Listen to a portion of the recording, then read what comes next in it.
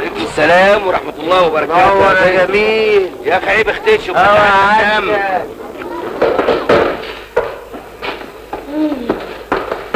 حط لي يا بنت بس لما بيتك اظن يبقى ده اخر شهر في الجمعيه. لسه يا ابني فاضل شهر. كانت بس دي طولت وضيقت علينا قوي. ان شاء الله لما تخلص هتتبحبح وهتبقى عامله حاجه. بس انا صعبانه عليا الوظيفه يا عاطف. ما يصعبش عليك لا يابا، ان شاء الله تخرج باذن الله. انت بس يا ابني هتخرج ازاي؟ يا ما شاء الله وش هتكسب اكتر. حطي اهو يا حبيبي.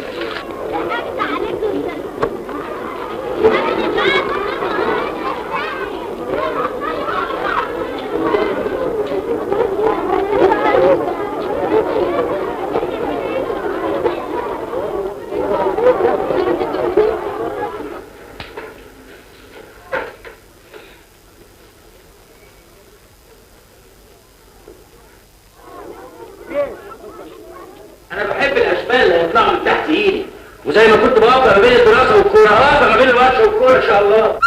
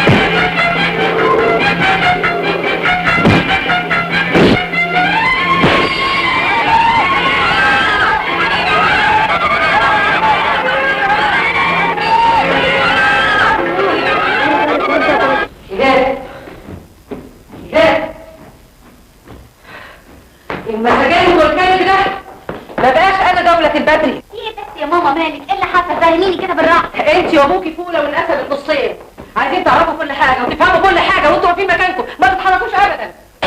فين النية المفاتيح؟ طب اهدي بس يا ماما. هو حضرتك طلبتي مني حاجه وانا ما عملتهاش؟ انت مغلباني انت وابوكي، مش عارفه الحقيقه منك ولا من ابوكي. طلبت منه 100 مره انه يتخلى عن انانيته ويقف جنبي في الظروف الصعبه دي، ما انتش فايده ابدا. المفاتيح اهي. هاتي. هو حضرتك لازمه العربيه؟ وانت اتحركتي ما انت واقفه مكانك، مش هين عليكي حتى توصليني. طب معلش يا ماما انا جايه معاكي ما تزعليش.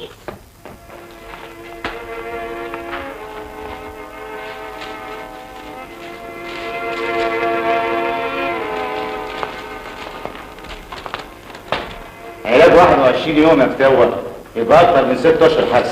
يا سعادة البيه بصراحة الكابتن ما مدش ايده عليه، انا اللي غلط. بس يا جمل يا بيه انا افهمني والله بجد، هو الكابتن ما مالوش دعوة خالص، اهل الحتة اتلموا عليه هم اللي دعوا العدد.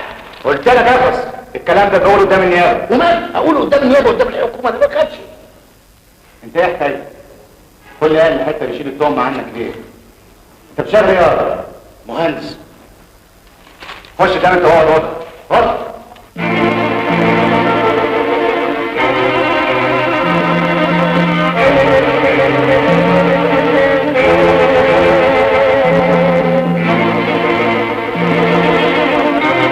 الست وصلت اهي، اتفرجوا ايه اللي هيحصل، اذا خرج يبقوا تعالوا تقفوا على ده.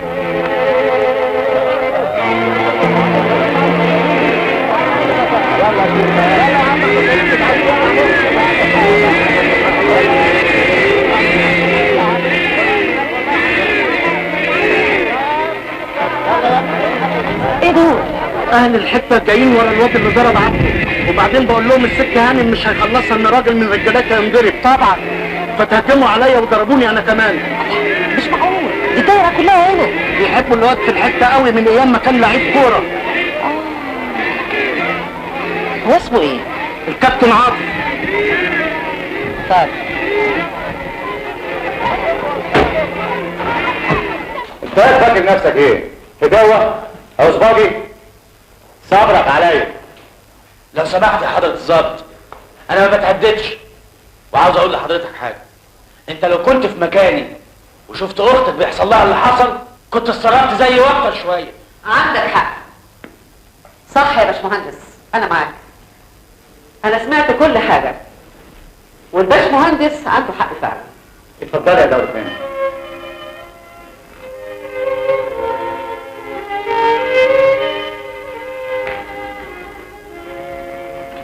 ماما الباشمهندس عاطف. الله، ده انتوا تعرفوا بعض بقى. ازيك يا عاطف؟ ازيك يا فريده؟ ايه رايك يا حسن بيه؟ سعادتك شايفه ايه؟ انا الحقيقه ليا عتاب على الباشمهندس. انا ذنبي ايه تقطع لي كل اليوفط بتاعتي والدعايه الانتخابيه؟ يا فندم ده ما كانش مقصود في حد ذاته. يعني افهم من كده ان اللي حصل ما كانش ضدي. انا لغايه اللحظه دي لا مع حضرتك ولا ضدك. وبعدين دي اول مره اعرف ان حضرتك والده الانسه فريده. انا بيتهيألي يا حسن بيه ان الباشمهندس اظهر حسن نواياه، واعتقد انك تدينا فرصه نحل المشاكل بتاعتنا بعيد عن المحاضر وعن البوليس خالص. ايوه بس كشف الحكيم اكتر من 21 يوم. معلش جنايه يا دولة تاني. معلش يا حسن بيه، معلش عشان خاطري خليها عليا. انا هعالج المصاب على حسابي وحارتي كمان، كله عشان خاطر عيون الباشمهندس. احنا ولاد حي واحد.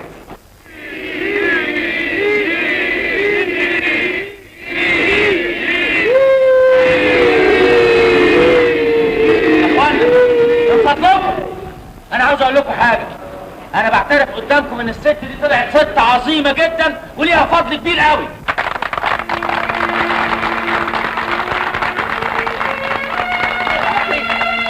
دولة بدري، دولة بدري، دولة بدري، دولة بدري، دولة بدري، دولة بدري، دولة بدري، دولة بدري، دولة بدري.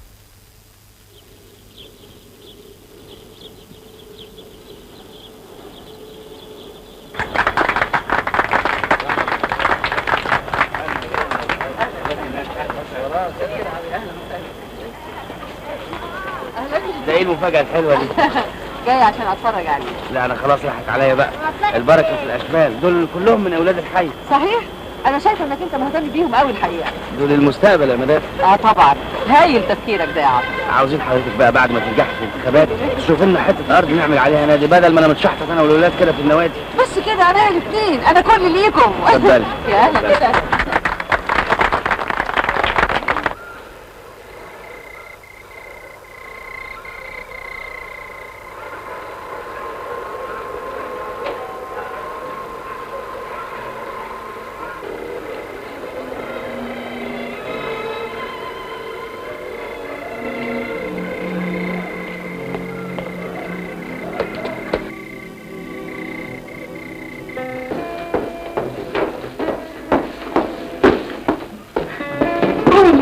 اتأخرت ليه؟ بصراحة انا كنت متردد اني اجي. يا دمك يا اخي، ماما ما كانتش ماما اللي عازماك بنفسها. تعالى معايا. اهلا اهلا يا عاطف، اهلا وسهلا. مساء الخير يا هاني. شرفت يا باشمهندس. متشكر. فريده، ايوه عايزاكي تضربي لبابا تليفون في المكتب تشوفيه اتاخر ليه. تعالى يا باشمهندس، تعالى اعرفك بالناس الحلوه. ادخل. البيت على التليفون يا فندم. قول له مش موجود. حاضر.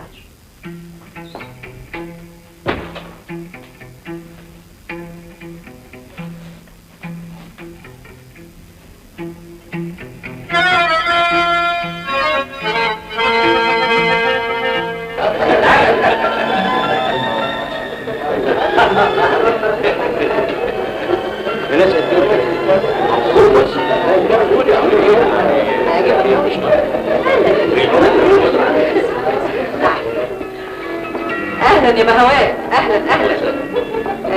الباشمهندس عاطف طبعا. الحمصاني بيه المقاول المعروف. حرم حمصاني بيه. نشأت بيه وكيل الوزاره اللي كلمتك عنه. اما عوني بيه بقى فده غني عن التعريف. اهلا يا عوني بيه.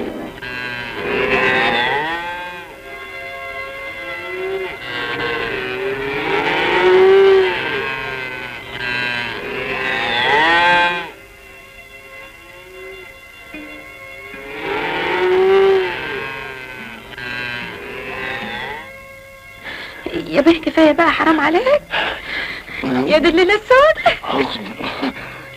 يا مصيبتي يا ولاد. يا بيه هو انت كل مره تفرهد روحك وتفرهدني بالشكل ده؟ اوعى يا اخويا اوعى كده، بلاليلي منظر على الفاضي.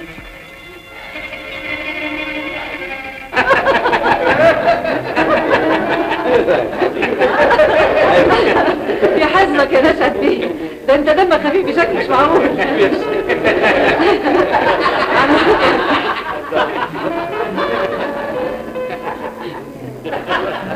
قول لي يا حاج رمضان، ازاي البيبي الصغير؟ الحمد لله. انا كنت سمعت انه تعبان شويه. الحمد لله. دلوقتي بقى احسن الحمد لله. طبعا.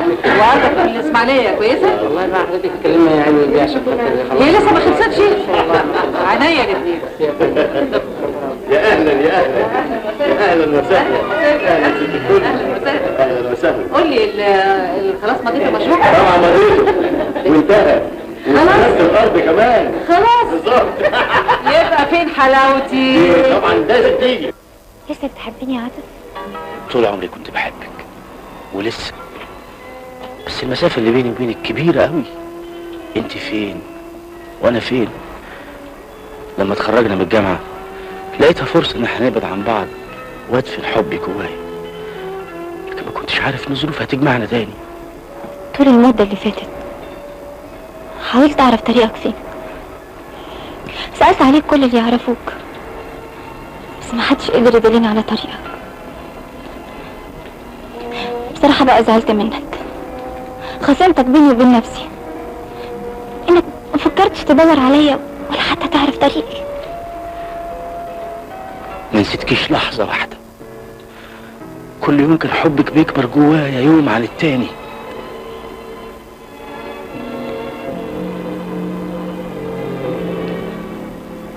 واضح ان ظروفك دلوقتي اتغيرت.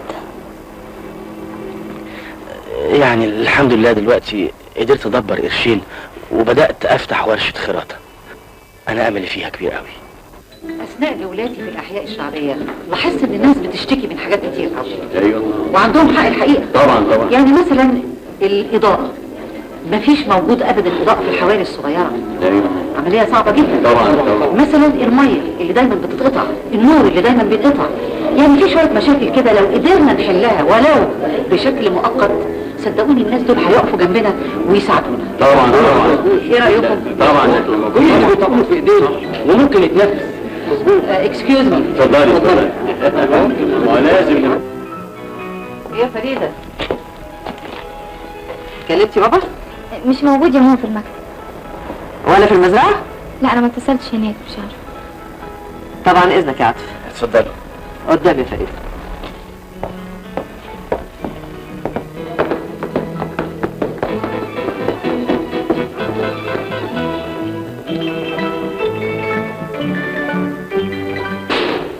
معقوله واقفه معاه وسايبه بقيه المدعوين وقلت زي بعض تقومي تزوديها بالشكل ده؟ الناس تقول عليكي ايه؟ تاخديه تقفي بعيد عن عينين الناس؟ انا اسفه يا ماما. مش كفايه ابوكي اللي مقصر رقبتي وكاسفني قصاد العالم؟ زهقت من تبرير عدم وجوده قصاد الناس. خلاص بقى يا ماما، وحياتي عندك ما تزعليش. يا حبيبتي يا بنتي، انا مش بقول لك كده عشان تهملي عاطف، بالعكس انا نفسي اعرفه على الناس عشان يتعود عليهم وهم يتعودوا عليه. فهمتيني؟ فهمت يا ماما. برافو عليكي. اتفضلي انت دلوقتي وانا هحاول ادور على بابا اشوفه فين وهاجي بنفسي عشان اعرفه على الناس.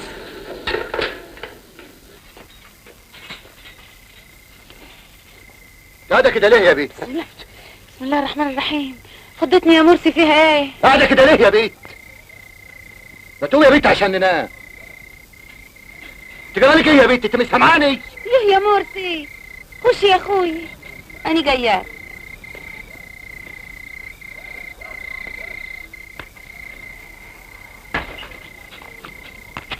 مش معقول. حاجه عظيمه. ميرسي قوي. انا بعتذر لكم بالنيابه عن علو بيه، الظاهر انه اتاخر في الاجتماع شويه. انتوا عارفين طبعا مسؤولياته. احنا عظيمين ونصبح على خير. متشكره قوي. الف سلامه. بالنجاح ان شاء الله. بمساعدتكم معايا وانتم جنبي. الف سلامه. حاجه عظيمه قوي.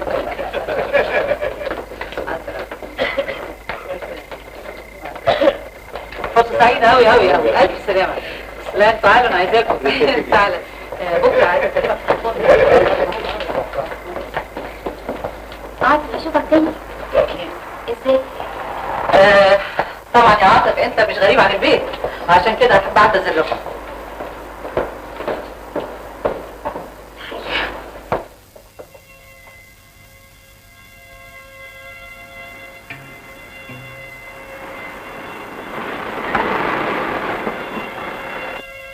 خلاص عرفت البيت؟ عرفت. تصبح على خير. وانت من اهلي يا عاطف.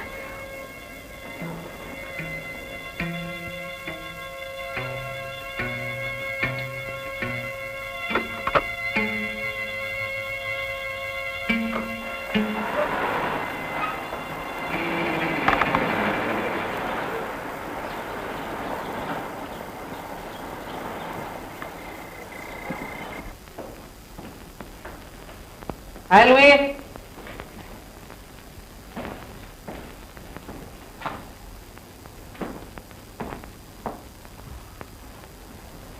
مساء الخير يا دولة. قاعدة لوحدك في الضلمة كده ليه؟ اتأخرت ليه لحد دلوقتي؟ أنا طول عمري بتأخر وده ما كانش بيضايقك. اللي فات كله كوم واللي جاي كوم تاني خالص يا علوي. اشمعنى؟ علوي، انت عارف ان انا قربت اوصل لهدف عشت عشان العمر كله، ومش هسمح لك لا انت ولا اي حد في الدنيا يقف في طريقك.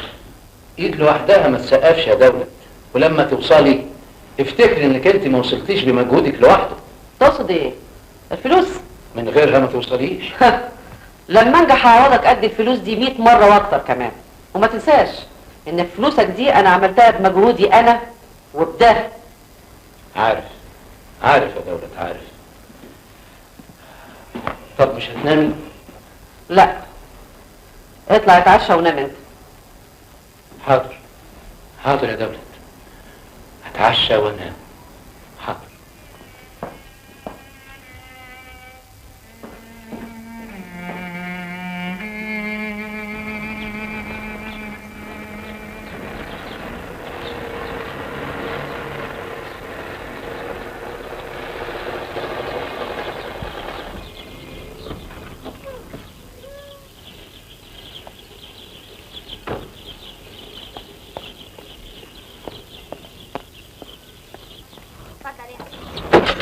مين بس انت جايبالي هنا ليه؟ دلوقتي هتفهم كل حاجة. يلا انزل.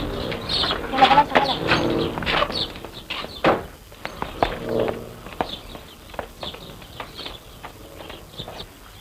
تعال ادخل بقى ثانية واحدة وهجيلك. ادخل هنا. ادخل.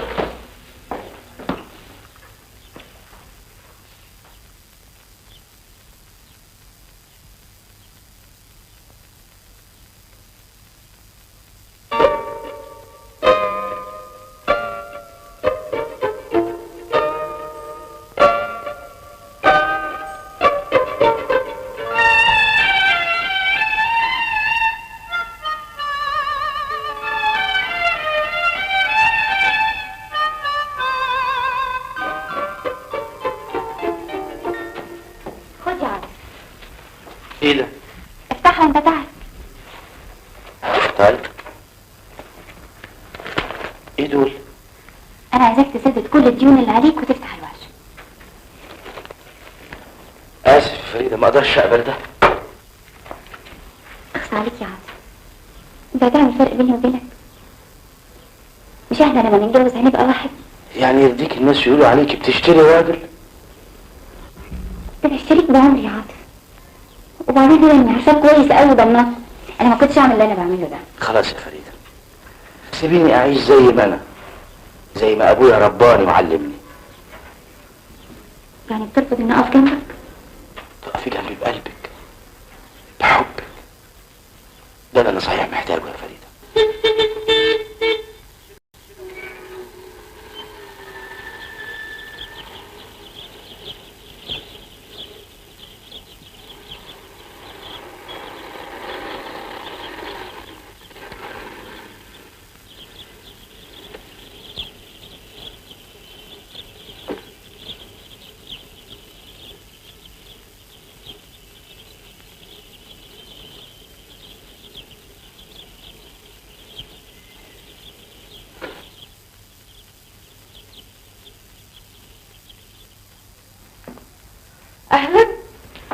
يا عاطف منور. ازيك يا حبيبي؟ الله يسلمك يا فندم. والله انت ابن حلال على فكره. طول السكه وانا جايه عماله افكر ازاي اتصل بيك. بقول لك ايه، قولي لزداد تحضر الغدا. حاضر يا ماما. ملوش لزوم يا فندم، انا ماشي على طول. الله، انت بخيل بقى ولا ايه؟ ده انا عايزاك. على فكره يا عاطف، في ناس بيبقوا في الحي ليهم مصالح في اماكن كتيره مختلفه في البلد ومتعطله ومش عارفين يعملوا ايه. انا تحت امرهم. ده عطف زايد منك يا فندم. ميرسي يا عاطف. وفي حاجه ارجو انك انت ما تفهمنيش غلط فيها. خد. ايه دول يا فندم؟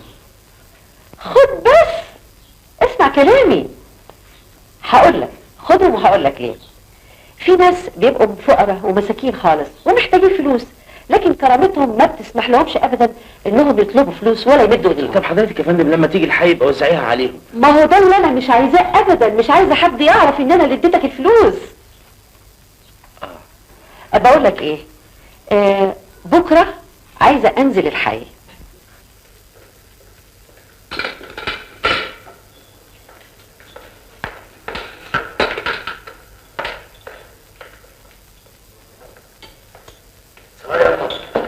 الست دي طلعت كويسه قوي.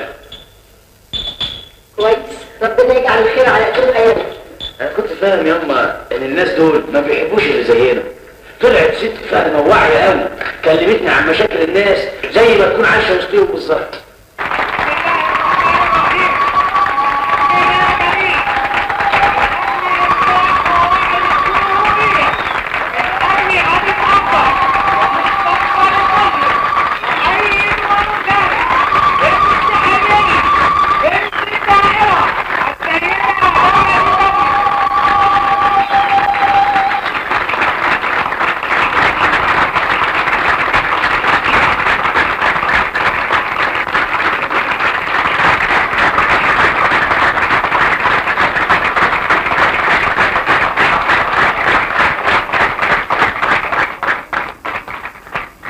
اخواني الاعزاء، اسمحوا لي نبدا برنامجنا الانتخابي الليله ونلتقي ببنت الدايره مرشحتكم دوله البدر.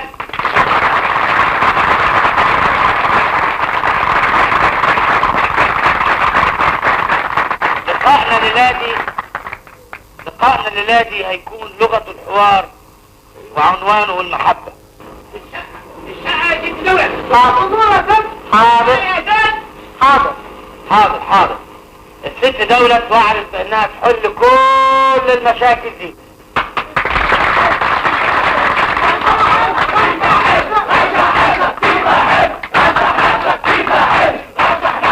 يا جماعة انا ما عنديش مانع والله. ده انا بالعكس اول واحد اديله صوتي. الله، انت هتخليني اغير من شعبيتي ولا ايه؟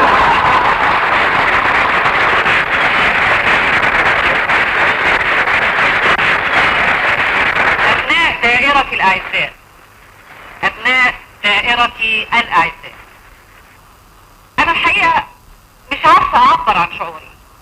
أنا فرحانة قوي، فرحانة بحبكم ليا، بإخلاصكم ووفائكم لبنت دايرتكم، لبنت حيكم.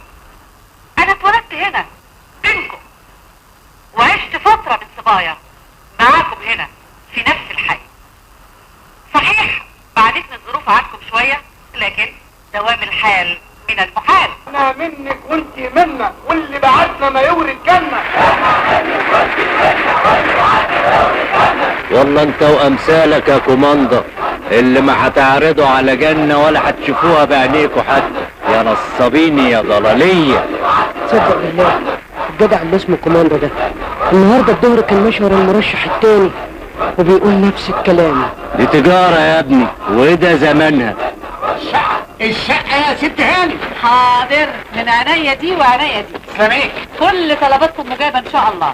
انا اتفقت مع الاستاذ عاطف، ولا اقول الكابتن عاطف؟ لا كابتن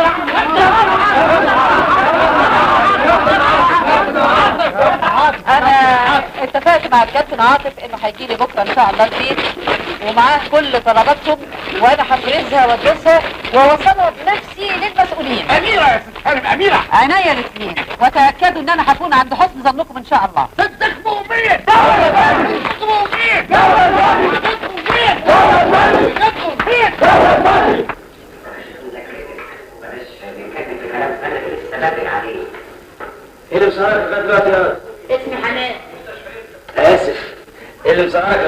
يا استاذ حماد؟ بتفرج على التلفزيون. تشرب شاي؟ يا ضنايا عاوز تشرب شاي حالا؟ لا ملوش لزوم، انا عاوز اتكلم معاك كلمتين. خير؟ فاكره البنت اللي كنت كلمتك عنها زمان؟ انت لسه بتحبها يا عاطف؟ وهي كمان يا أم. قالت لي النهارده ان الفتره اللي كنت غايب عنها فيها كانت دايما بتدور عليا. ما تتعلقش في الحبال الزايبه يا ابني. دايبه مين يا أم؟ دي متينه زي اللي بيلعبوا عليها في السيرك، والحمد لله امها بتعزني على الاخر. هقول لك ايه يا ابني، ربنا يجعلها من نصيبك. حضرتك اللي جايبه لي الشاي بنفسك، معقوله؟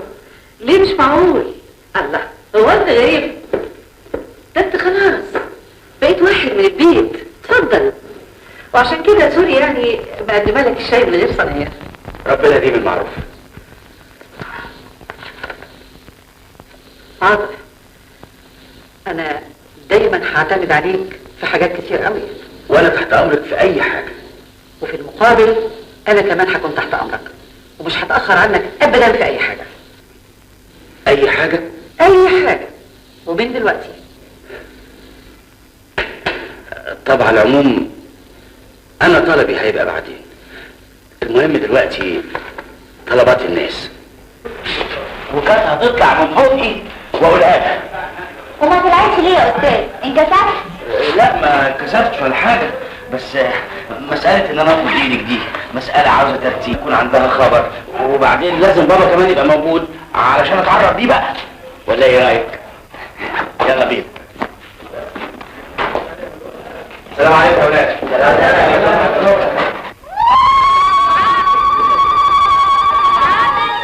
يا فاطمه عقبال بنتك يا ام محمود، رايحين نخطب للباشمهندس عاطف بنت دولة هانم البدري. امك هتعمل لنا ليله في الحاره. عايزه تفرح بالباشمهندس بتاعها، والحاره كلها عايزه تفرح بالكابتن بتاعها كمان. طب يلا يا لمبي، ولا يلا استعجلها. حماده. نعم يا كابتن. عقبال الشهاده الاول. وليه ما يكونوش الاثنين مع بعض في حياتك؟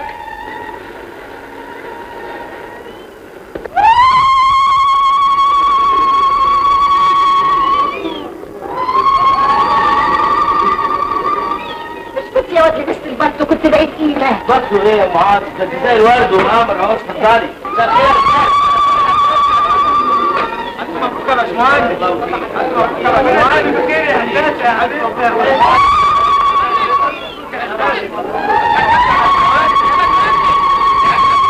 معقول رايح لوحدك؟ ازاي يا استاذ؟ لازم نروح وراك بزقها ما حصلتش. قلبك معايا يا الصناعين، قلبكم كلكم معايا يا رجاله. ايه يا استاذ؟ لازم نبقى معاك كلنا ولا ايه يا ولاد؟ يلا بينا يا رجاله. ليه يا باشمهندس يحب يروح؟ لا يا حبيبي يروح لوحده. ده ايه واحنا رايحين بيت حد غريب يا ولاد؟ احنا رايحين بيت الامه كلنا. اتفضل حضرتك اسبقنا بالتاكسي بتاعك واحنا هنحصلك على هناك بتاكسي كلنا. يا ابن حارتنا.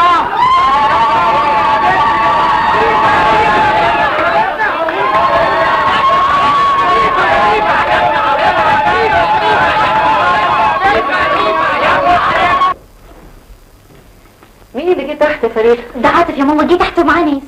ناس؟ مين الناس دول؟ ايوه يا ماما، ما هو جاي عشان يكلم حضرتك في الموضوع اللي قلت لك عليه. موضوع ايه يا بنتي؟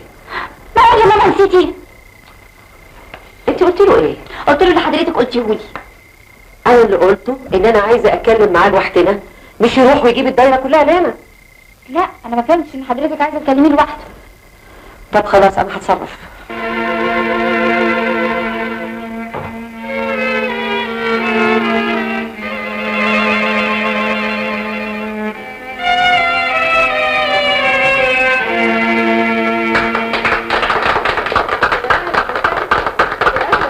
متشكره قوي يا الف خطوه عزيزه. البيت نور والله بوجودكم. العز مقدارك يا جميله. كده يا جماعه. الله، انتوا واقفين ليه؟ ده البيت بيتكم ومطرحكم. اتفضلوا اتفضلوا. باشمهندس ايه سمحت، عايزك دقيقه واحده. هاخد منكم دقيقه واحده بس. اتفضل. ده بيتنا ومطرحنا. طبعا.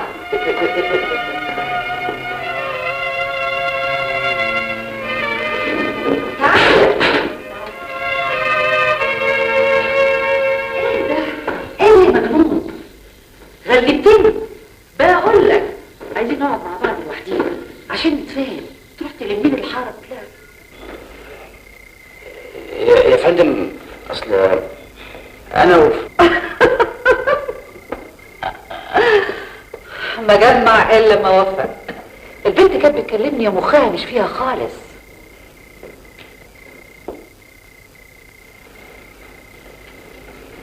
البركه فيك يا باشمهندس. ودلوقتي اسمعني، الست والدتك والناس اللي بره منتظرين ان انا اخرج بره اقول لهم كلمه، وانا مش هقدر اقول لهم ولا كلمه الا لما نقعد لوحدينا ونتفاهم على كل حاجه. قلت ايه يا عاطف؟ ما احنا لوحدينا اهو يا فندم. اتفضلي حضرتك.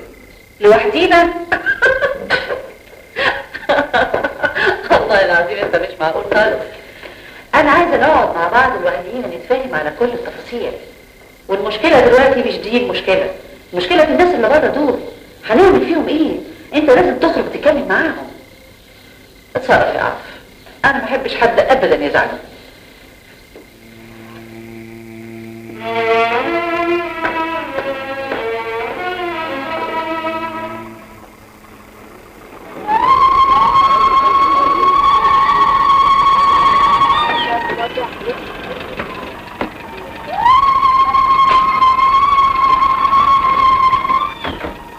مبروك يا باشمهندس، ربنا يتمم بخير.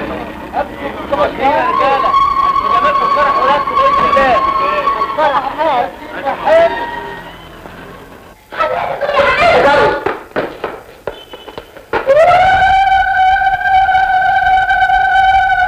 يا اختي بتزغرطي على ايه؟ على خدمة اخوكي؟ ياما لازمته ايه بس الكلام ده؟ الست قالت مش هتكلم في حاجه الا لما ابوها يجي. غلط الكلام ده. يا ابني غلط ولا مش غلط؟ اسمعي يا عاطف، اقطع دراعي يا ابني، اذا كانوا الناس دول هيجوزوك بنتهم، هو انت مش رحت بيتهم وشفته عامل ازاي؟ ايش جاب لي جاب يا ابني؟ ياما كلنا ولاد 9، ودينا بكره هنروح نقابل الراجل وهتشوفي. روح لوحدك، انا عمري ما هعتب لهم بيت. واحنا نقدر نخطي خطوه من غيرك يا ام عاطف؟ ام عاطف عايزه اتجوزك واحده من وقمنا وعلى قد حالنا. فلوس كرة ايه وورشة ايه اللي انت بتقول عليها؟ دي ملالين ملالين يا عاطف. يا مدام بكره يبقوا قروش وبعدين يبقوا جنيهات. لا، دي كون فريدة اتجوزت وخلفت كمان. ما تتخدش، انا بفكر لكم في بكره. انا ما احبش الراجل اللي طموحه محدود، وخصوصا انه هيبقى جوز بنتي. لا، روح غير هدومك وحصلني على العربيه عشان نكمل كلام. ها؟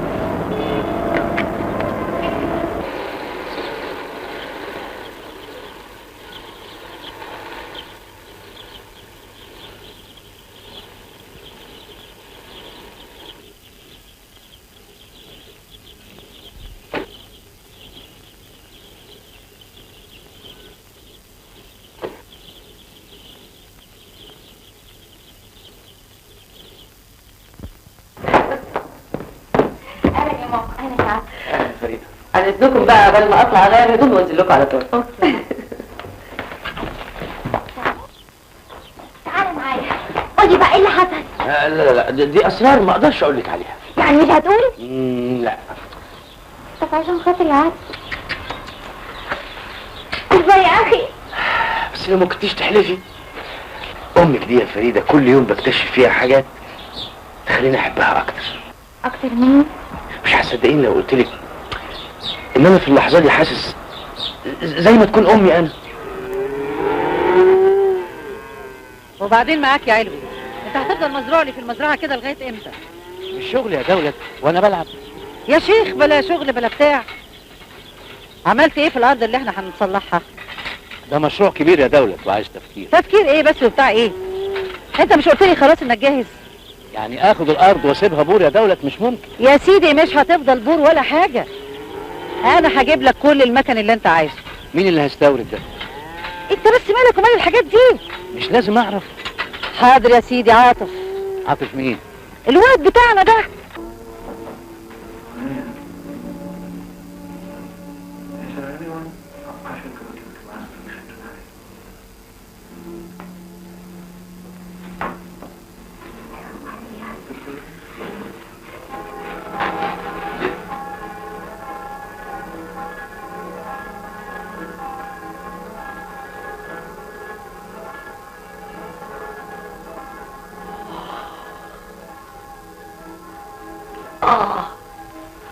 تصبح على خير يا قلبي. ما تخليكي معايا لله يا دولة.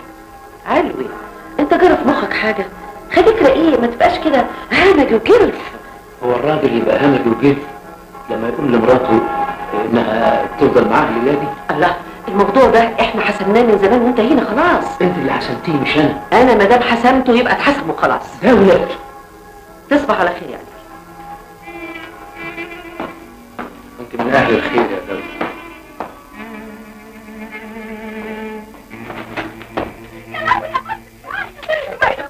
ابوس ايدك يا مرسي، ابوس رجلك يا مرسي. يا لهوي يا ناس، حرامي يا ناس، يا لهوي يا ناس. عليك كويس، بصيلي. خلاص يا مرسي، ربنا يخليك يا مرسي. انا بعرفك يا مرسي، ربنا يخليك. اوعيك اوعيك سيبيني. لا يا مرسي، لا يا مرسي، انا في عهدك.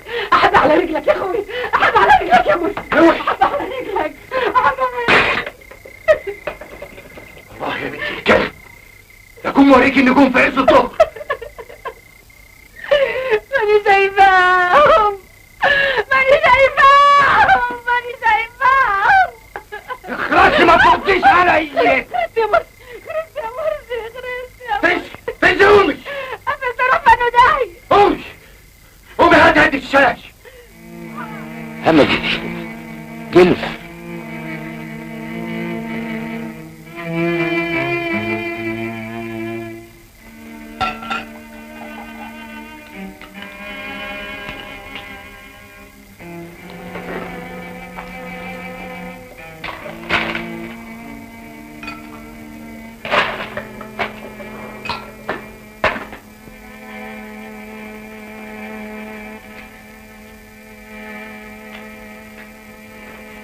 ده الشاي اللي هيشربوه. اوعى كده يا اخوي، اوعى يا مرسي، اوعى اوعى انا مخصماك. خصماني ايه؟ ايوه يا اخوي. الله يضربني بشعري ويصالحني في عطسي. يلا يا بنتي، اوعى يلا يا بنتي. اوعى يا مرسي، مش كده يا اختي، اوعى.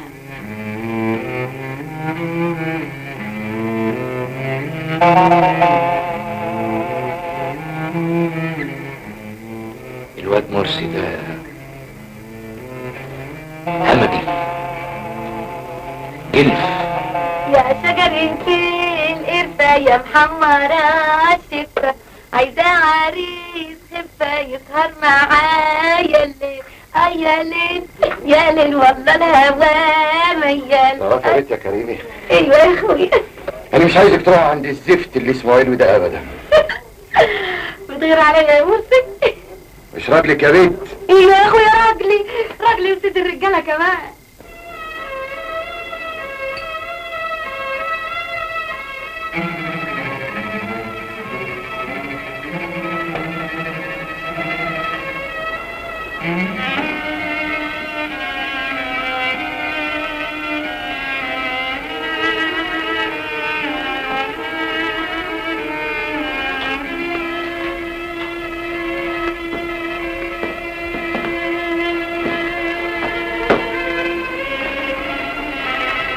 هو اللي همجي وجلف ولا انت يا علو يا فرماوي؟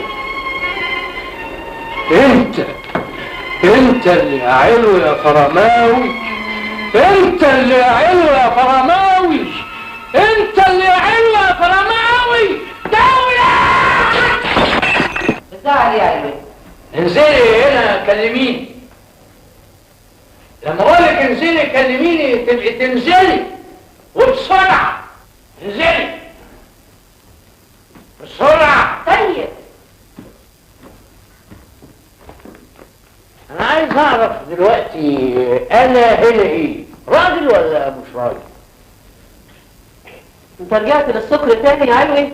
انا مش سكران. لا سكران يا علوي، و100 مرة قلت لك تبطل الزفت اللي بتشربه ده. انا بقول لك انا مش سكران يا راجل روح كده بلاش كلام فارغ. راجل. هو انا دلوقتي عرفت انا هنا ايه، راجل. صباح الخير علوي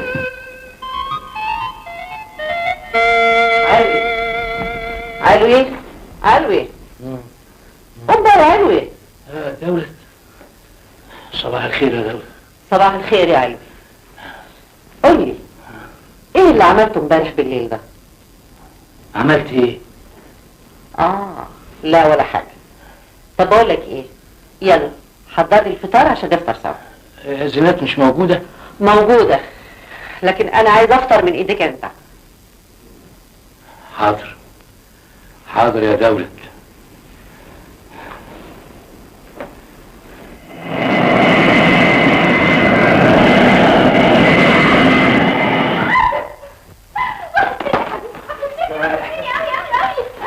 الحمد لله على السلامة. سلم على مرة. اهلا الحمد لله على سلامتك يا عم. اهلا بيك، كل شيء تمام. انا متأكدة. يلا يا ولاد اتفضلوا معايا. تعال. واستنيت لغاية ما شحنت كل المعدات واطمنت وجيت. برافو يا عاطف. والمركب هتوصل امتى؟ المركب هتوصل اسكندرية بعد 4 ايام، هتقعد هناك يومين وبعدين تعدي على بورسعيد وتعدي القناة وتروح السودان ان شاء الله. برافو برافو يا عاطف. طب انا هستأذن بقى علشان اروح اطمنهم في البيت. والله اذا كانت فريدة توافق انا ما عنديش مانع. اسفة جدا. على فكرة انتوا من حقكم فعلا تاخدوا يومين اجازة تتفسحوا فيهم زي ما انتوا عايزين. هنروح فين؟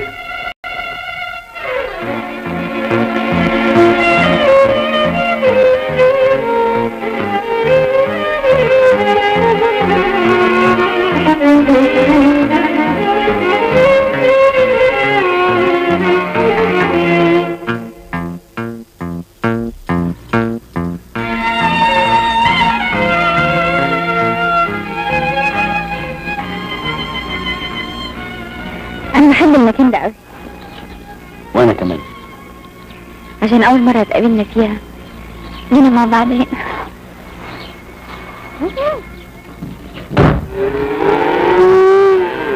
هو انا بلعب يا علوي؟ ده شغل. طول عمرك قلبك جامد يا دولة، ما بتخافيش من حاجة ابدا.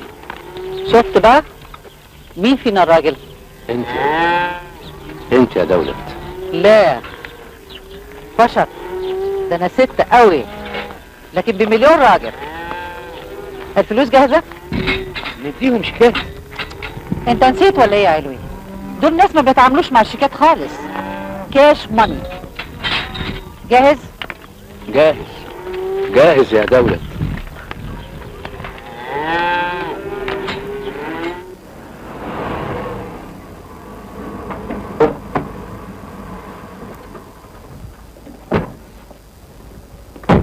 السلام عليكم يا عم حسن.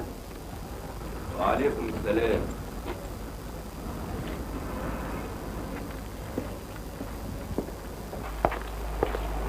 ايه مالك بترد السلام من تحت الدرس كده ليه؟ قلت السلام عليكم وقلت لك عليكم السلام. انا بس مش هي اللغة برضه. جرى ايه؟ انا غلطت فيك في حاجة؟ غلطت فيا انا لا، انما في روحك يا باشمهندس. لا لا لا لا. جرى ايه؟ فهمني. انت ماشي في طريق مش بتاعك يا كابتن حتتنا. تهت يا باشمهندس واحنا اللي كنا فاكرينك الدليل. صباح الخير يا عم حسن. وانت من اهله يا ابني. فريدة عاطف تعالى. سعيدة يا ماما. سعيدة حبيبتي، اذا سمحت استأذني انت. ليه بقى؟ هتقولوا كلام تاني؟ عاطف.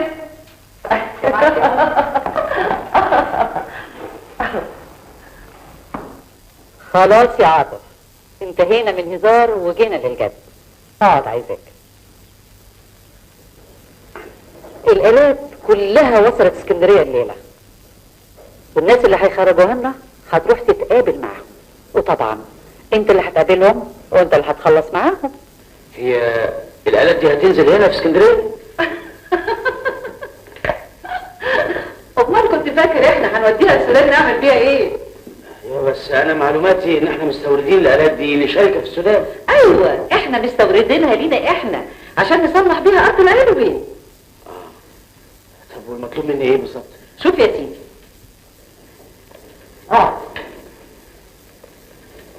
انت هتاخد الفلوس الليلة دي توديها للناس اللي هيخرجوا الآلات من الجمرك، ما تقولهمش حاجة نهائي، تديهم الفلوس وبس، وهم هيوصلوا لنا الآلات لغاية عندنا.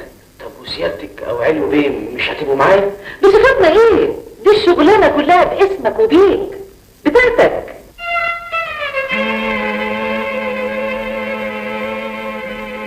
من دلوقتي بقى هنبتدي بيزنس بجد. امضي. ايه ده؟ مش الآلات دي بتاعتك؟ خلاص علوي بيه هيشتريها منك وده عقد مبايع. امضي.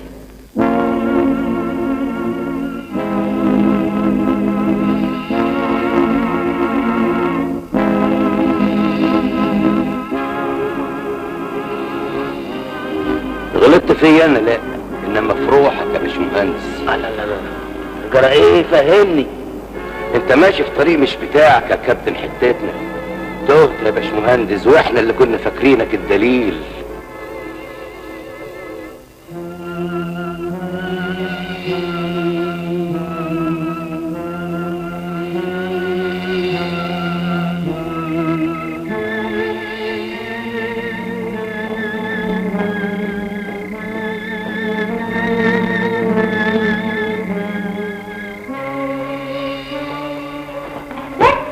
ازيك يا عم؟ مساء النور. فين ماما؟ موجود. ايه ده؟ تعالى تعالى يا أستاذ. اتفضل.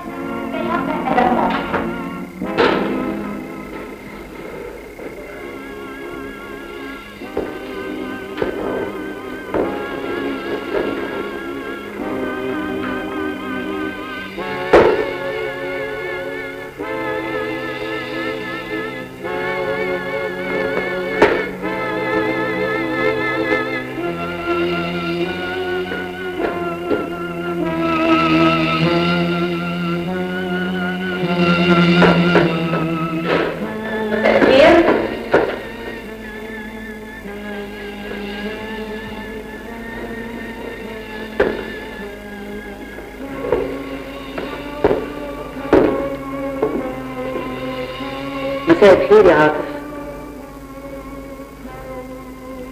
انت تعبان؟ قوي.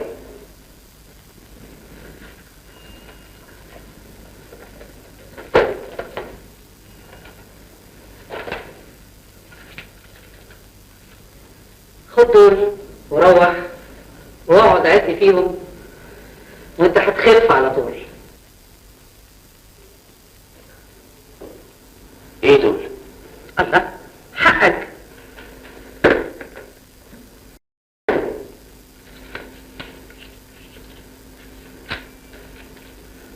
حقي؟ انت جرالك ايه؟ احنا بنهزر؟ يا ريت يا ريت يا هاني ما اقدر اهزر. يا ريت اقدر اهزر بعد اللي شفت وسمعت واشتركت فيه. لكن يكون في علمك يا دولة هاني، اذا كنت قدرتي تخدعيني انا مش هديكي فرصة تخدعي الناس. لا يمكن ابدا تخدعي الناس، مش هتخدعي الناس.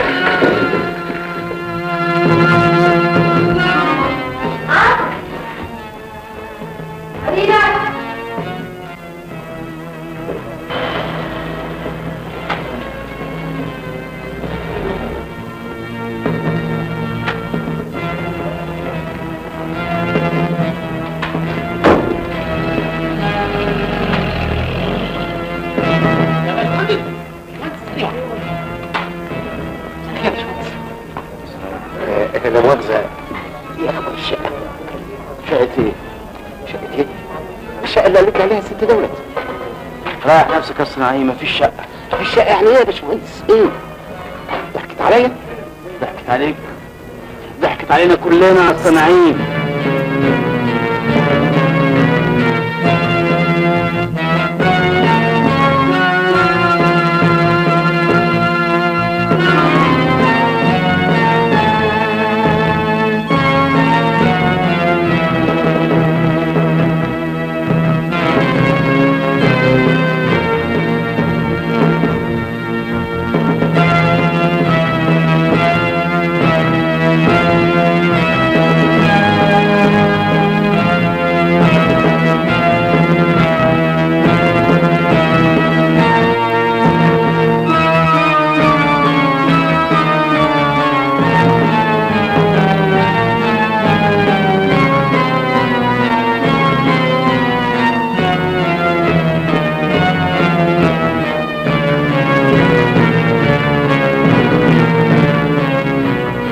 كمان يا كوماندر؟ وهو في اكتر من كده كلام يا ست هانم؟ ده الواد ده ملخبط الدنيا خالص.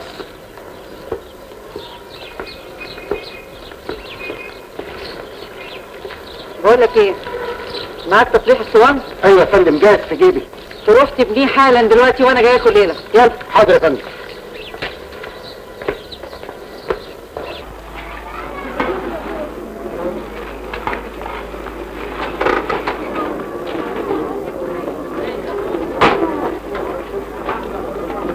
ده هتعمل ايه يا اخويا انت وهو؟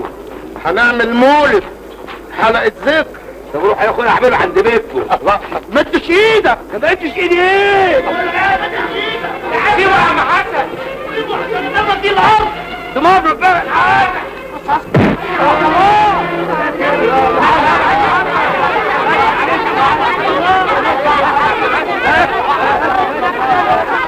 سيبه يا عم حسن. طيب هتشوفوا ايه اللي هيحصل لكم. يا واد بدل لماضي انا اجيبك الارض تاني. بس يا عم حسن سيبه، سيبه يعمل اللي عاوز يعمله. ده ذنبه ايه؟ ده راجل عاوز ياكل عيش. المهم انتوا يا رجاله، المهم انتوا يا اهل الحي، اصواتكم هي اللي تنجحها وهي اللي تسقطها. لازم تعرف قيمتكم من الليله دي. لما تيجي وتلاقي الصوان هو ما فيهوش حد، تعرف قيمتها وتعرف انها مش ممكن تخدعك. هو ده الكلام.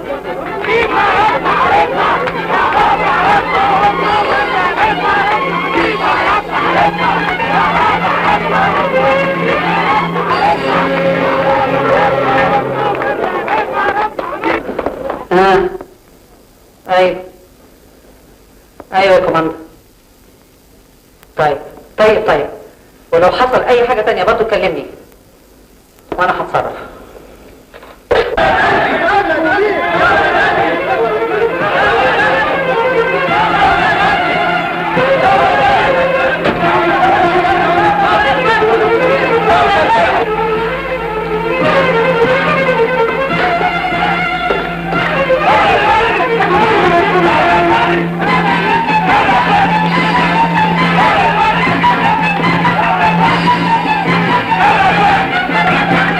ايه دول يا صناعين؟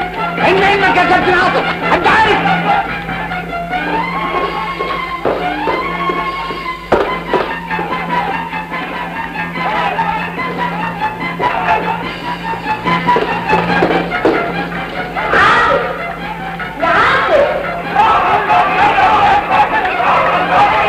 اللي بيحصل ده يا صناعين ابدا، دي تمثيلية بتضحك بيها على نفسها مش علينا.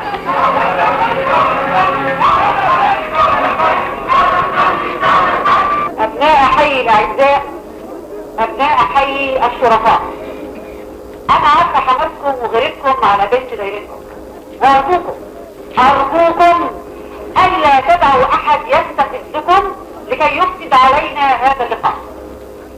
في البداية أحب أوضح شيء مهم جدا، وهو إن النهاردة فوجئت بجماعة من أهل الحي المخلصين الشرفاء بيدعوني للقائكم اليوم كي لا نعطي الفرصة لأحد الذين يصطادون في الماء العكر.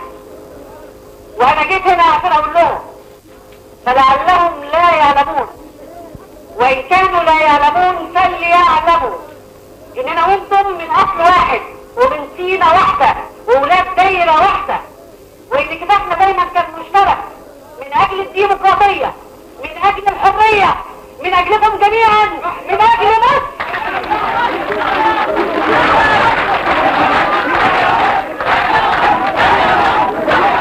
ودلوقتي هقول لكم على كل حاجة عشان تبقوا دريانين بكل اللي بيحصل.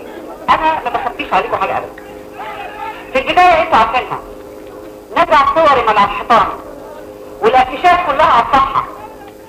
فاكر انه بالشكل ده هيقلل من جماهيريتي عندكم ومن شعبيتي عندكم. كان واهم، وبالرغم من هذا عفيت عنه ومديت له ايدي ووثقت فيه ودخلته بيتي. تعرفوا عمل ايه؟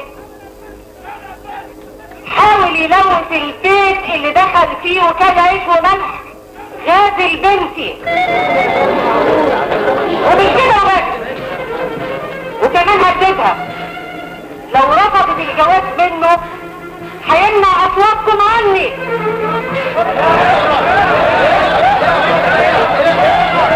وانا من هنا بقول له مش هتقدر، مش هتقدر، مش هتقدر.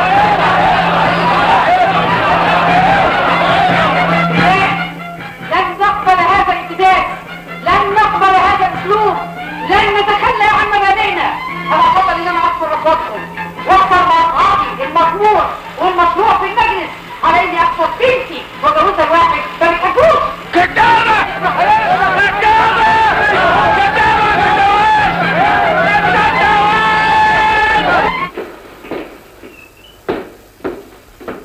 الجوازة؟ ايوه طلع اوضته. وستك الصغيرة لسه ما جاتش من بره. طب روحي انت دلوقتي.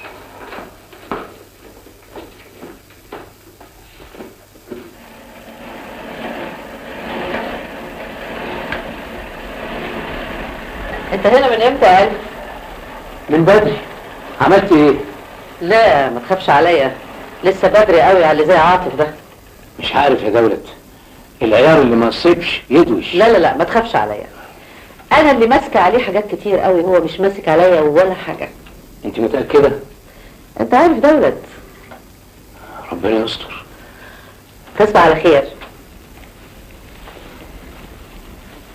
وانت من اهله.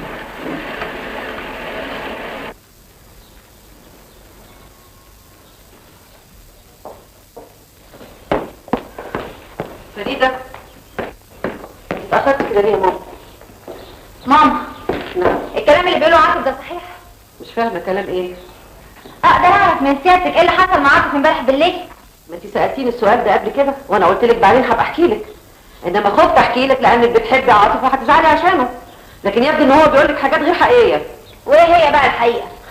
الحقيقة ان الولد ده انا حاولت اكبره واعمل منه حاجة تليق بيكي، لكن للاسف فهم كلامي غلط وحب يكبر بسرعة، فقام بعملية كده مشبوهة وقذرة، وحاول كمان يعمل ايه؟ يستغل اسمي ويوسخه. فلما صرت عليه شوفي عمل فيا ايه. على فكرة الولد ده ما ينفعكيش خالص لانه مش نظيف. الكلام ده كذب. ازاي تكلمي ماما باللهجة دي يا بنت؟ لاني عارفه عاطف كويس. اخلصي يا ندم.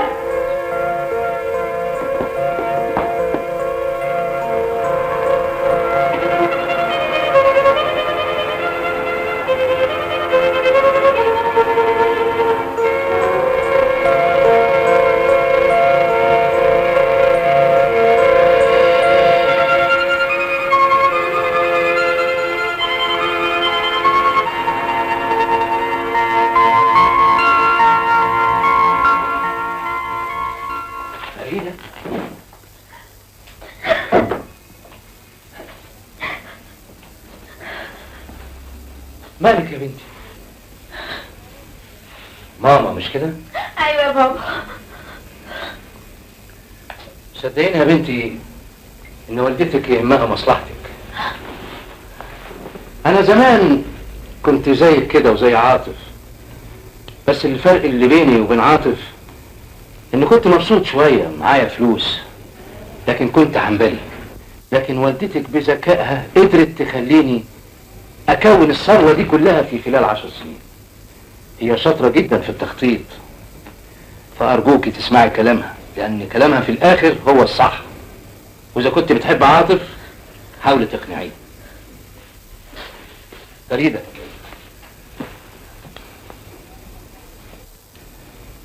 ما تزعليش منها يا بنتي. متشكرة قوي.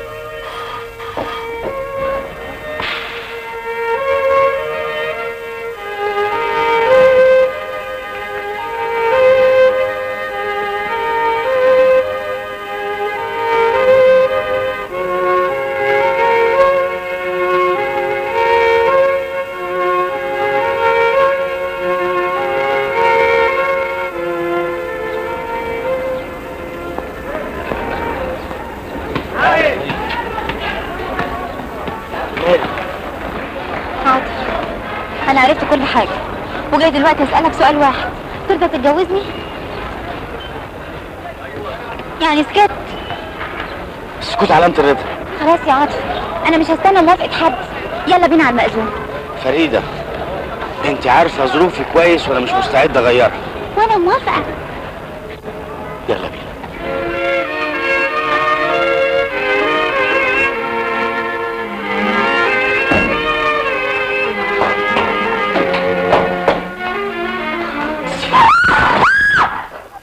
صالح يا عاطف، صالح. حقك عليا يا حبيبتي، انا اسف، ده انا كان قصدي لعبك.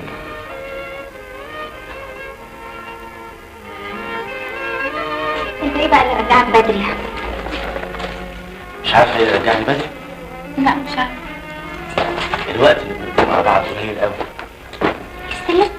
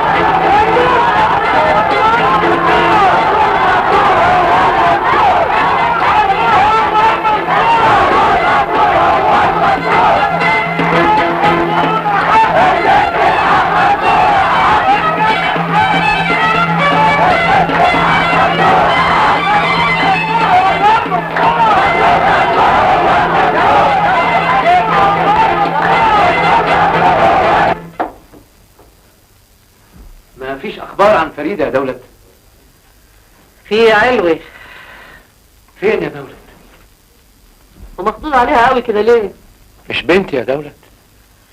لو بنتنا بصحيح ما كانتش عملت اللي عملته. الهانم المحترمة بنت الأكابر واخدة شقة مفروشة وقاعدة فيها. قال ايه؟ هربانة من البيت. وفين الشقة دي يا دولت؟ ما عرفتهاش؟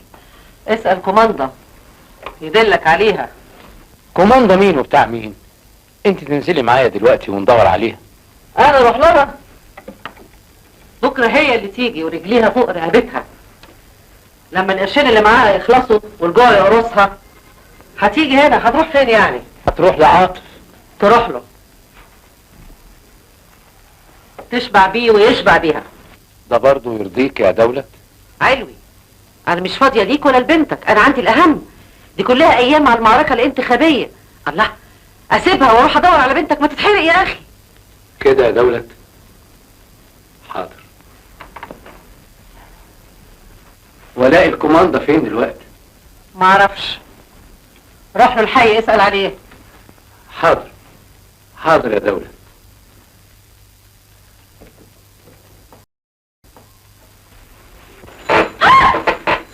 ايه مالك اتخضيتي كده ليه؟ مين اللي هيجيلنا دلوقتي يا عاطف؟ مين على الباب؟ مين على الباب؟ افتح. انا علوي. ده فعلا صوت بابا. خايفة أوي يا عاطف، خايفة. خايفة من ايه يا فريدة؟ احنا ما بنسرقش ولا عملنا حاجة غلط.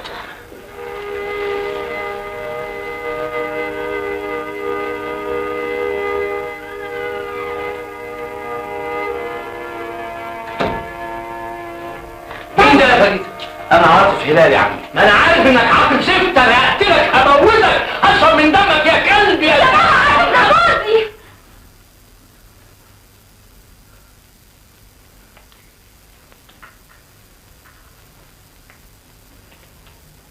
جوزك؟ ايوه يا بابا جوزي. ثانية واحدة.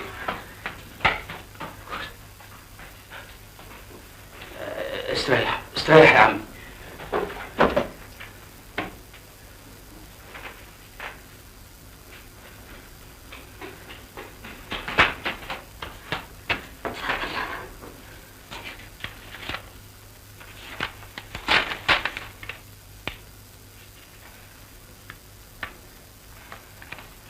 يا نجل.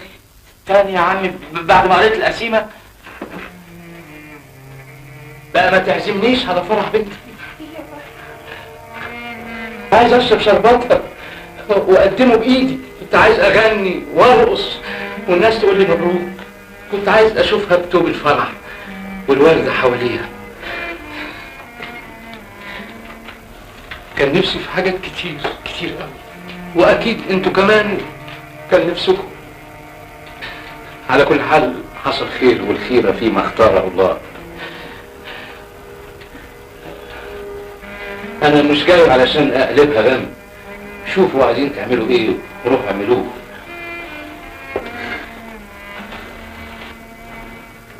الشقه دي مفروشه؟ ايوه يا عمي، ما هو شبان الايام دي دايما كلهم بيتجوزوا في شقه مفروشه. طب خد يا بنتي. يا عمي احنا حرام عليك، حرام عليك يا اخي. حتى مش عايزني اقدم هديه لبنتي؟ ده انت قاسي قوي يا عاطف.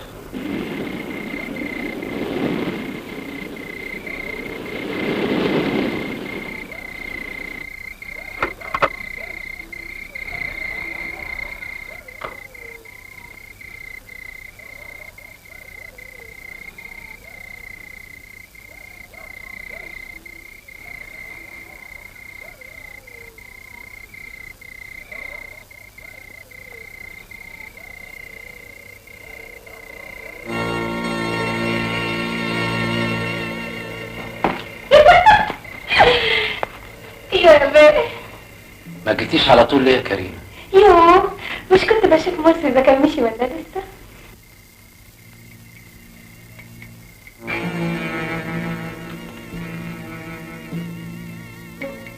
بصلي كده ليه يا بيه؟ اول مرة تشوفني ولا ايه؟ لو اديتك فلوس كتير يا كريمة تحبيني؟ يوه، الحب مش بالفلوس يا بيه. امال الحب بايه؟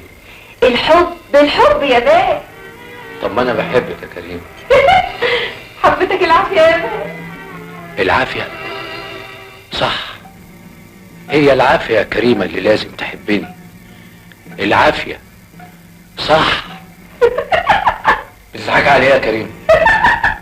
بتضحكي على ايه يا كريمة؟ بتضحكي على ايه يا كريمة؟ اوامرك يا بيه. هتحبني العافية يا كريمة، هتحبني العافية يا كريمة.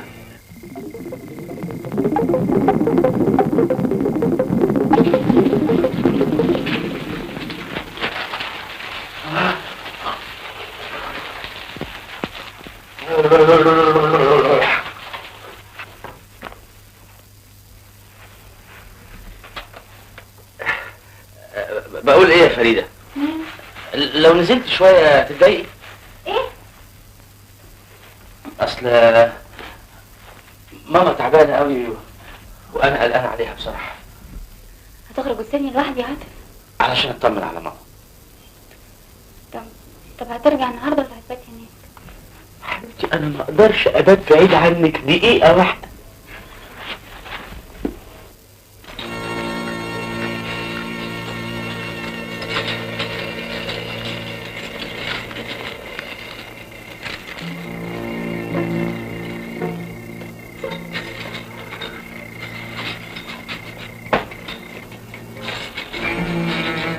كريمة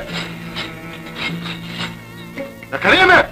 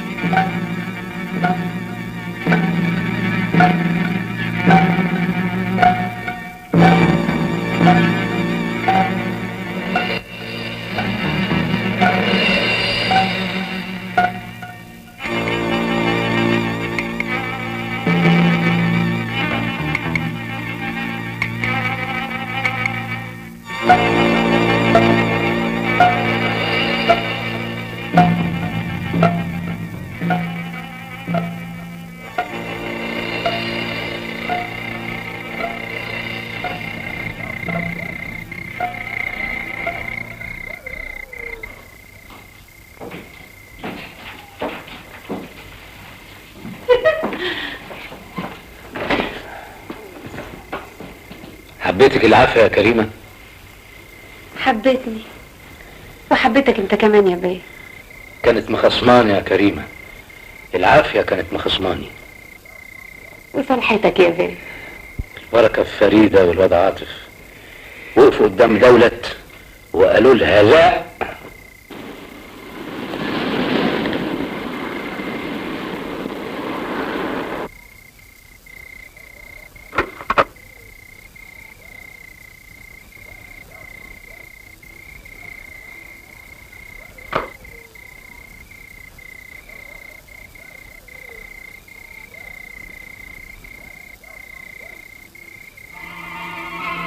صدقني لو قلت لك انك انت الست الوحيدة غير مراتي اللي انكشفت عليها.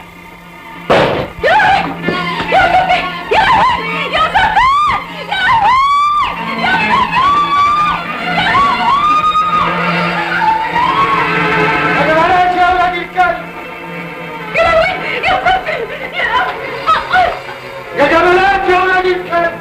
ارمي السكينة، ارمي السكينة يا رب بالنار. مش قبل ما اقتلها ايه يا رخ يا ست هاني؟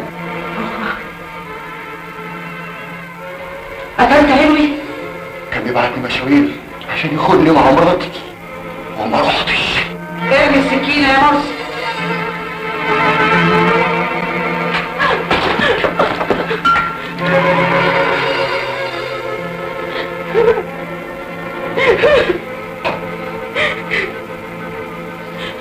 وديتيني في داهية يا بنت الكلب، وديتيني في داهية يا كريمة.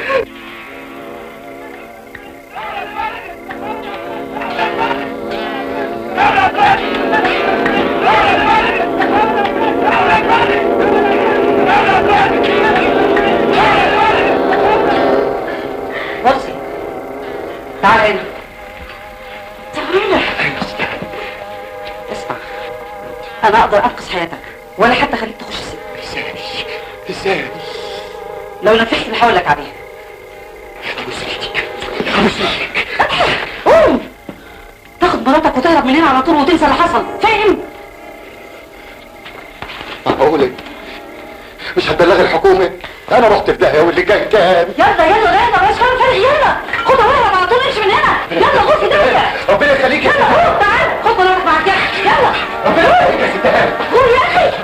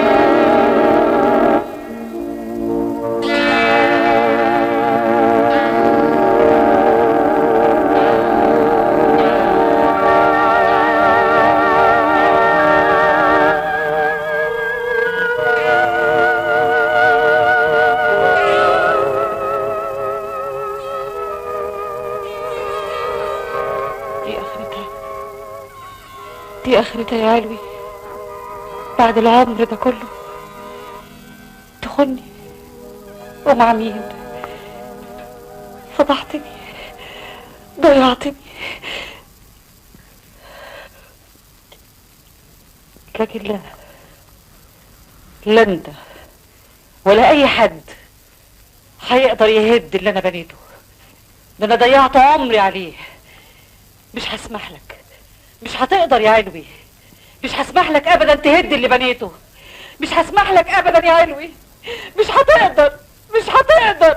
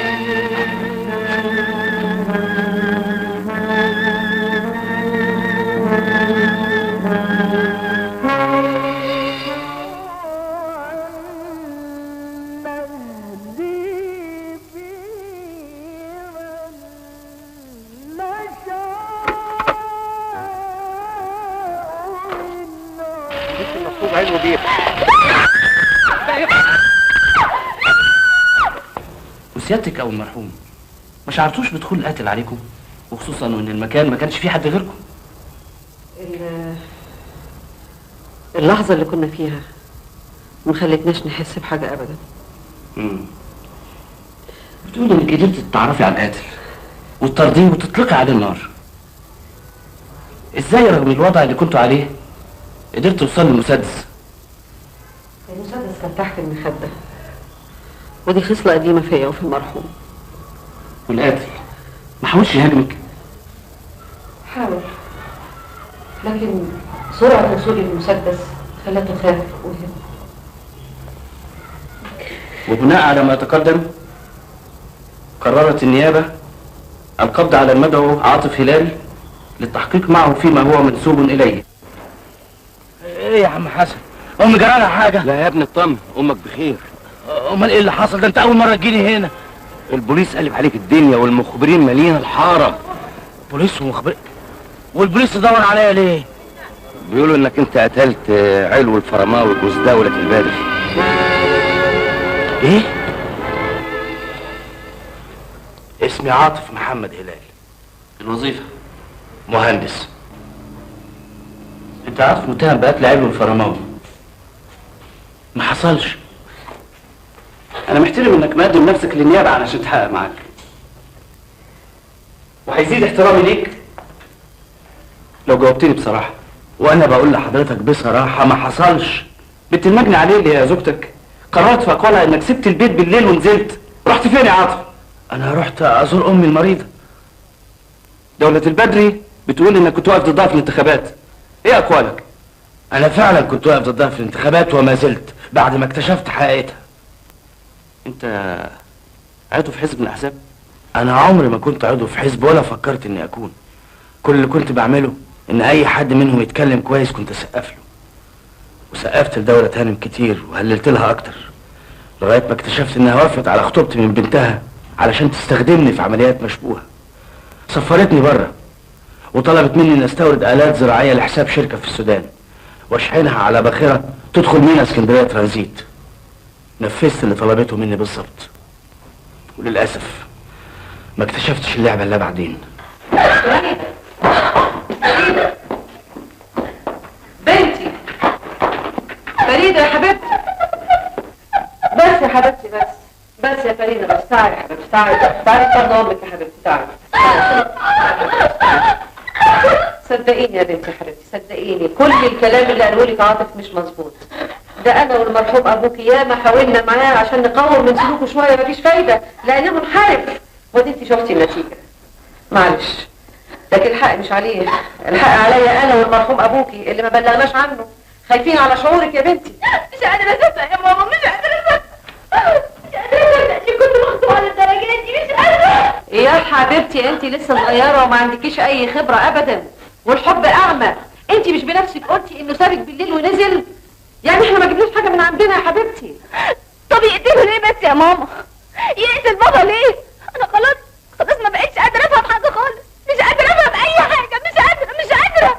كل ده ومش قادره تفهمي السبب؟ مش قادره تفهمي انه كان داخل على طمع، وانه لما احنا فتحنا له بيتنا ومدينا له ايدينا وحاولنا نساعده طمع فينا وحب يهبر هبره كبيره، لكن حظه وحش اتكشف من معلوماتك. اذا قدر يهرب من جريمه قتل ابوكي مش هيقدر ينفذ من جريمه التغريم، وبكره تشوفي وتقولي ماما قالت.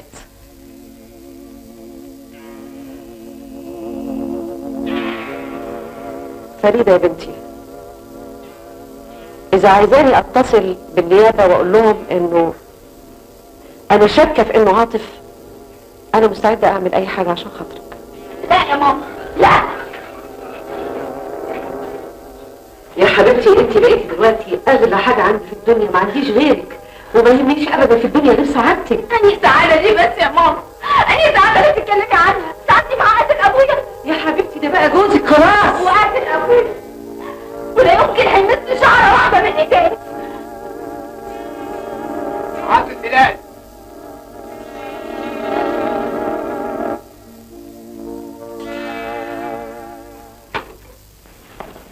هو من حق القرار بالطرق القانونيه بعد ثبوت التهم، لكن انا عاوز اديك فرصه انك تحاولي معاه بالطرق الوديه وربنا يوفقك. تعالى يا عاطف اقعد، انا حاسبكم مع بعض، ودي قعده عائليه بناء على طلب المدام. اعتبرني مش موجود، اتفضل.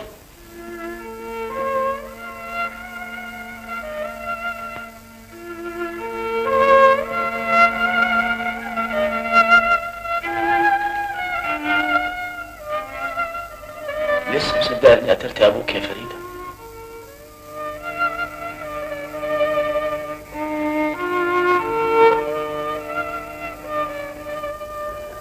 عاطف ارجوك طلعني.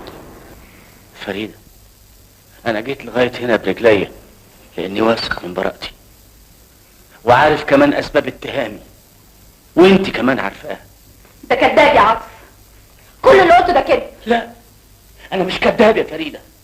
انا كل ذنبي اني ما رضيتش ابقى علو بيه تاني، كل ذنبي اني ما بقتش اقول حاضر ونعم وطيب وانفذ كل اللي طلب مني، وعلشان ما عملتش ده كان جزائي اني اترمي في السجن مع الحراميه والمجرمين. انت اللي رميت نفسك معاه، طبعا هو اللي خلاك منهم.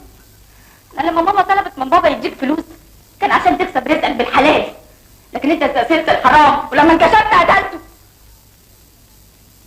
فريده، انت مقتنعه باللي بتقوليه ده؟ ايوه يا عاطف، طلعني من فضلك. دي رغبتك حقيقي؟ ايوه، ومصممه عليها.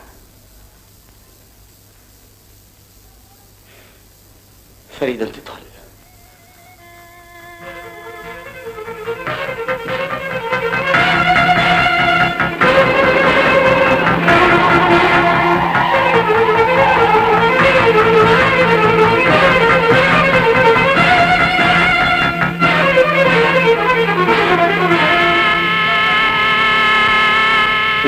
ورا بنت انت وين؟ تعال انت ورا جه البوليس جه. يا رب الحكومة جت. لا اله الا الله يا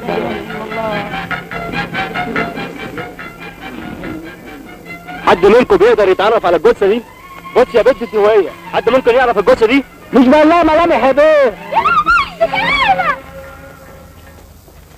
المتهم يا فندم. انت مرسي حمدان؟ ايوه يا بيه.